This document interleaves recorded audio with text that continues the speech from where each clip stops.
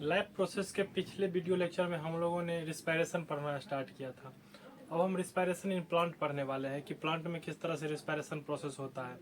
तो प्लांट में रिस्पायरेशन का प्रोसेस उतना कॉम्प्लेक्स नहीं होता है। प्लांट में रिस्पायरेशन का प्रोसेस बहुत सिंपल है। प्लांट में रिस्पायरेशन के लिए क्या कुछ होता है? प्लांट में रिस्पायरेशन के लिए 3 पार्ट होता है। एक होता है स्टोमेटा, एक होता है लेंटिसेल्स, एक होता है रूट हेयर। इन्हीं 3 पार्ट्स के द्वारा क्या होता है, प्लांट में रिस्पायरेशन का प्रोसेस कंप्लीट होता है। तो सबसे पहले आता है कि प्लांट में रिस्पायरेशन में स्टोमेटा का क्या हेल्प होता है।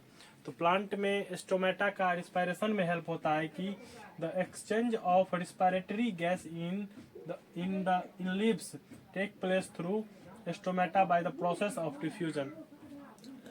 लीफ में क्या होता है, स्टोमेटा बहुत छोटे छोटे क्या होते हैं, टीनी पोर होता है। और वो पोर क्या करता है कि रिस्पायरेशन में जो गैसियस एक्सचेंज होता है और डिफ्यूजन के अकॉर्डिंग उसमें गैस एक्सचेंज करता है। एटमॉस्फेयर में जो ऑक्सीजन गैस है उसको रेस्पिरेटरी गैस बोला जाता है। उस रेस्पिरेटरी गैस का क्या होता है, लीफ में डिफ्यूजन प्रोसेस से चला जाता है।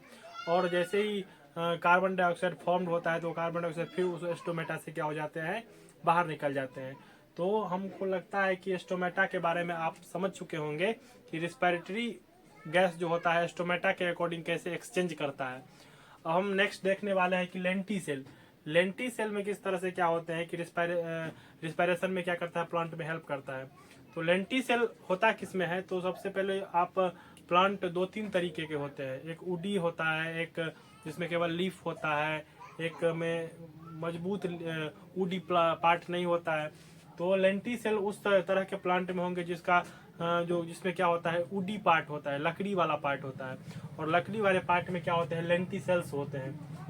जैसा अगर मान लीजिए कि ये प्लांट है, तो ये अगर प्लांट है तो मान लीजिए ये नीचे वाला पार्ट हो गया क्या, रूट। ऊपर वाला पार्ट सूट होता है, मिट्टी से ऊपर वाले पार्ट सूट होते हैं। तो इसमें जो ये जो लकड़ी वाला पार्ट हुआ, उस लकड़ी वाले पार्ट में क्या होंगे, बहुत सारे टीनी पोर्स होंगे। और उसी टीनी पोर्स को क्या बोला जाता है, लेंटिसेल्स बोले जाते हैं। और वो लेंटिसेल्स जो होता है वो गैसियस एक्सचेंज में क्या करते हैं, हेल्प करता है। देखिए हम इसको बताते हैं कि lenticel is a porous tissue present in stem of woody plants. माने वुडी प्लांट्स में क्या होता है, एक टीनी पोर अवेलेबल होता है जो गैसियस एक्सचेंज में क्या करने वाला है, हेल्प करने वाला है। It allow gaseous exchange between stem and atmospheric air. और ये किसमें हेल्प करता है, तो एटमॉस्फेरिक एयर और जो सेल होते हैं उसमें गैसियस एक्सचेंज में क्या करता है, हेल्प करता है। हम 2 पार्ट्स के बारे में अभी तक जान चुके हैं कि स्टोमेटा किस तरह से हेल्प करता है, किसमें, तो गैसियस एक्सचेंज किसमें, तो प्लांट में। और लेंटिसेल्स कहाँ पर किसमें होता है, तो वुडी प्लांट्स में होता है। जो लकड़ी वाले प्लांट होते हैं उसमें क्या होते हैं, लेंटिसेल्स होते हैं। और उसके स्टेम में क्या होते हैं, बहुत टीनी पोरस जो होल होता है वो क्या करता है, गैसियस एक्सचेंज में एटमॉस्फेयर के गैस को सेल में जाने में क्या करता है, मदद करता है।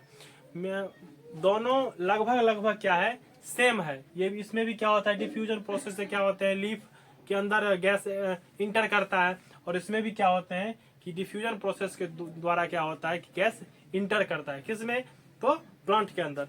और हम लास्ट देखने वाले हैं रूट्स हेयर। अगर मान लीजिए कि ये प्लांट है, तो प्लांट में जो रूट होता है उसमें बहुत सारे देखे होंगे आप कि बहुत पतला पतला पतला पतला रूट हेयर होते हैं। और वो रूट हेयर किसमें मदद करता है, तो गैसियस एक्सचेंज में मदद करता है। हालांकि ये रूट हेयर और बहुत सारे फंक्शंस में मदद करते हैं। जैसे कि मान लीजिए इवेपोरेशन प्रोसेस हो रहा है, प्लांट को वाटर की जरूरत होती है, तो वाटर को भी लीफ के पास तक पहुंचाने का काम करता है। जो मतलब मिट्टी से क्या करता है, वाटर को एब्जॉर्ब करता है। इसी रूट हेयर के द्वारा वाटर क्या होते हैं, एब्जॉर्ब होते हैं। और जिस प्रोसेस के द्वारा क्या होते हैं, मतलब वाटर एब्जॉर्ब होता है, उस प्रोसेस को ऑस्मोसिस प्रोसेस बोला जाता है।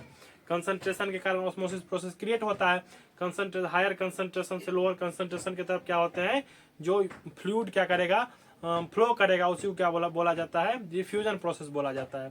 तो रूट्स हेयर में भी क्या होते हैं, डिफ्यूजन प्रोसेस के अकॉर्डिंग वाटर चला जाता है। और वैसे ही क्या होते हैं, डिफ्यूजन प्रोसेस के थ्रू, ऑस्मोसिस प्रोसेस के थ्रू ही रूट्स हेयर में क्या होते हैं कि मिट्टी के अंदर जो एयर्स होता है, वो एयर्स क्या होता है, रूट्स हेयर के द्वारा प्लांट में चला जाता है। और रूट्स हेयर के पास जो सेल सब होते हैं, उस सेल में वो ऑक्सीजन इंटर कर जाता है।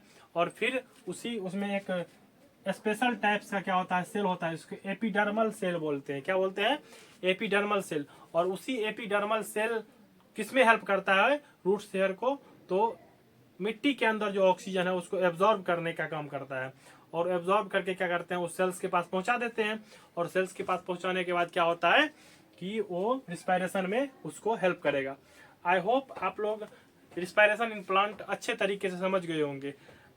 सिंपल है, बहुत सिंपल है। प्लांट में रिस्पायरेशन प्रोसेस बहुत सिंपल है। और हम नेक्स्ट वीडियो में देखेंगे कि ह्यूमन बॉडी में किस तरह से रिस्पायरेशन का प्रोसेस होता है।